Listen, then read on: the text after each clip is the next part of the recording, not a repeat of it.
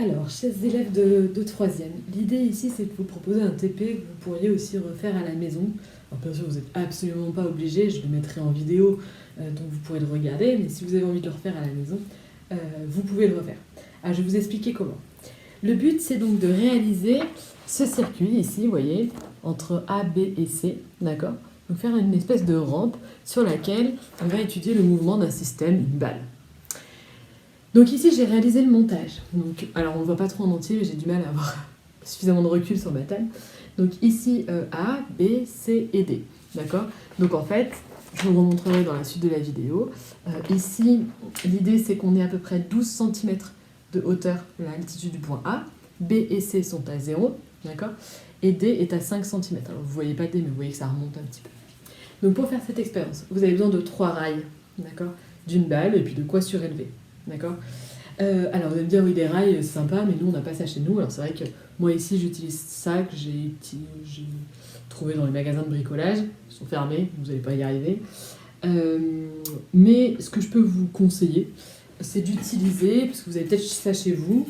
Donc ça, c'est un truc de papier cadeau, un vieux tube de papier cadeau.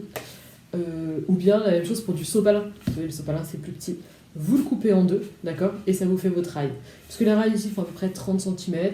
Vous pouvez les faire un peu plus petits, d'accord? En prenant du truc de sopalin. Vous le coupez dans le sens de la longueur et ça vous fait votre rail. Donc il vous faut 3 portions de rail. Vous pouvez aussi essayer avec une règle. Certaines règles en métal notamment sont un peu... Attendez, je vais vous en chercher une, vous allez voir.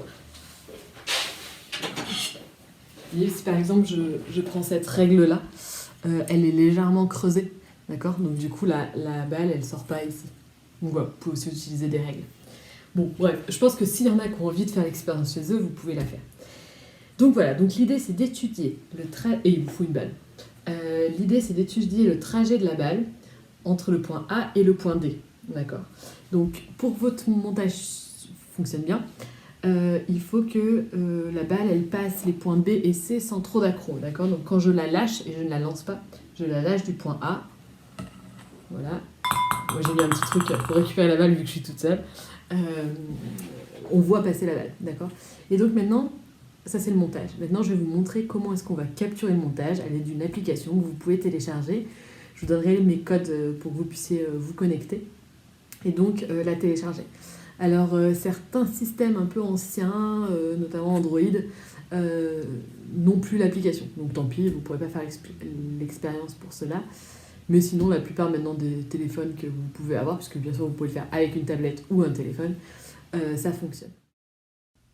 Alors, ensuite vous allez donc sur votre application, donc Udel Technique, ici en orange. Donc vous allez dessus, et donc vous allez vous connecter et tout avec les codes que je vais vous donner. Puis vous cliquez donc sur Record. Sur Record, vous avez donc votre caméra qui se met en route, et donc vous allez filmer uniquement entre A et B. Donc c'est pas très pratique à faire tout seul, mais bon, si vous avez un petit frère, une petite sœur, vous pouvez le mettre à contribution. Donc vous allez donc enregistrer le mouvement en faisant partir la balle donc de A. Donc moi je vais d'abord lancer la vidéo. Donc on appuie sur le bouton rouge, ça lance la vidéo. Je lâche la balle uniquement. Voilà. Et je m'arrête. J'ai bien filmé qu'entre A et B. Alors je vais vous montrer entre A et B et ensuite vous ferez exactement la même chose entre B et C, C et D, etc. Donc ensuite vous allez voir la vidéo. Et donc la vidéo, voilà, vous pouvez en appuyant sur le bas faire passer votre vidéo. Donc l'idée c'est de vous positionner vraiment sur le départ. Le départ c'est le moment où vous lâchez la balle. D'accord? Donc on repère bien l'endroit où je lâche la balle. Donc ici, là, c'est à cet endroit-là. En haut à droite, vous avez un petit stylo. Donc, vous cliquez sur le stylo et vous allez choisir le cercle. Alors, un cercle de la couleur que vous voulez, vous choisissez le cercle et vous allez entourer votre balle. Voilà. Ensuite, vous allez avancer de 10 millisecondes. Donc vous voyez que mon point de départ, c'était à 5 secondes pile. Bon, c'est pas mal. Et donc je vais avancer jusqu'à 5 secondes 10. Enfin 0,10. Et de nouveau, j'entoure ma balle. Je fais pareil, 5 secondes 20. Voilà. J'entoure ma balle. Oups. Bon, c'est pas grave, tant pis. Il y a un petit truc pour rien. 5 secondes 30. Voilà. 5 secondes 40. Ah, évidemment, c'est pas forcément les mêmes valeurs pour vous, hein. D'accord? Ça dépend de quand est-ce que vous avez lâché la balle. 5 secondes 50.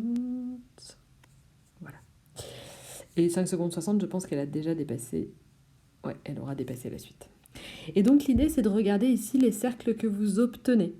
Et donc de les interpréter. Donc ça, je vous expliquerai tout ça dans une deuxième partie de vidéo, une fois que vous avez fait le TP. D'accord? Donc je ne vais pas refilmer tout, vous avez vu un exemple. Et maintenant, après, vous pouvez faire votre TP et ensuite lire la correction que je vous donnerai dans une autre vidéo.